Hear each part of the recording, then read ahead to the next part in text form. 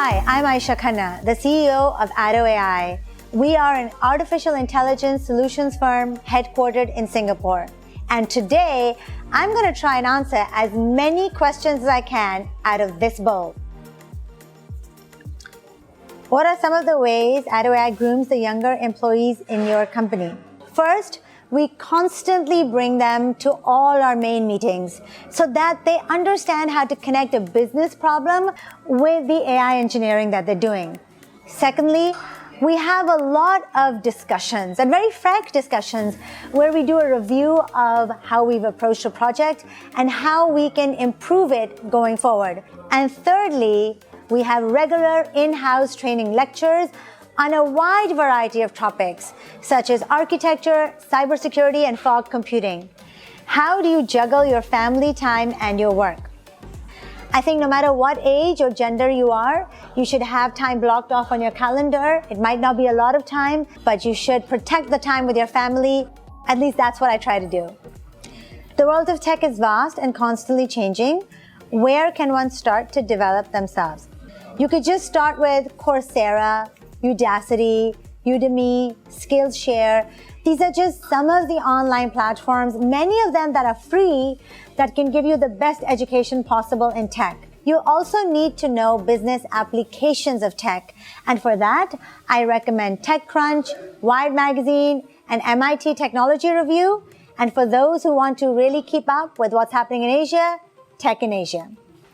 In this day and age, what are some of the technological skill sets that are essential to an individual to stay competent?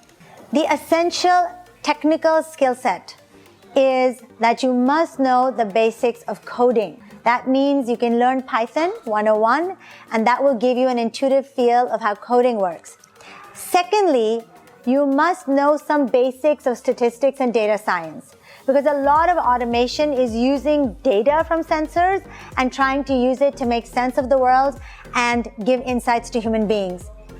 Do you believe in work flexibility and working from home? We allow that at our company.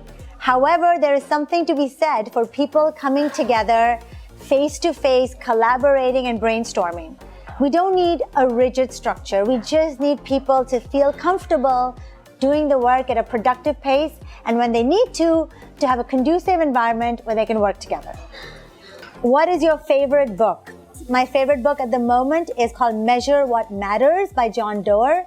It's actually a great way of setting up 3-month goals and then making sure you prioritize your work according to them.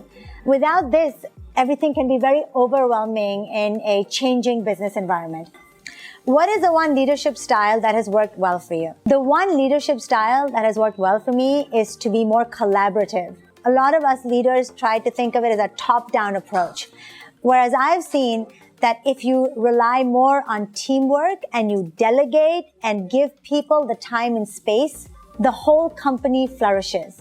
What are some of the changes that you envision in the future of work? We will rely on machines as partners in our work in 2 main ways. Number 1, they will automate a lot of the routine tasks. And number 2, they will give us insights we never had before. If you are now a leader in public service, what is the one policy you would put in place when it comes to hiring? The one policy I would put in place when it comes to hiring is that you should not judge people only on their grades. In fact, that might not even be a priority anymore. You should judge them on their skills and their approach to problem solving and curiosity. This is the new way of assessing whether someone is really fit for the job. Well, that's all the time that I have. Thank you for watching.